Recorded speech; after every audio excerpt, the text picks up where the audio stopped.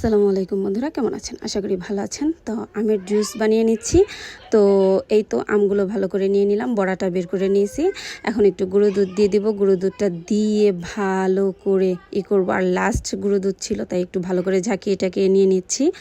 তারপরে এখন নেব একটু চিনি দিয়ে ভালো করে একটু ব্লেন্ড করব। পাশাপাশি একটু পানিও দিয়েছিলাম, পানি না দিলে তো ব্লেন্ড হবে না, এর জন্য। তো এই যে চিনিটা দিয়ে দিলাম, দেওয়ার পরে একটু পানি দিয়েছিলাম, পানি দেওয়ার পরে এখন ব্লেন্ডটা করে নিচ্ছি। আর এই যে ব্লেন্ড করছি, ব্লেন্ড করার পরে দেখলাম আরও বেশি ঘন। তারপরে আবার একটু পানি দিলাম, পানি দেওয়ার পরে আবার একটু ব্লেন্ড করলাম। ব্লেন্ড করার পরে এখন ঢেলে নিব। তো চলুন ঢালার পালা। তারপরে এই যে গ্লাসে একটু ঢেলে নিচ্ছি।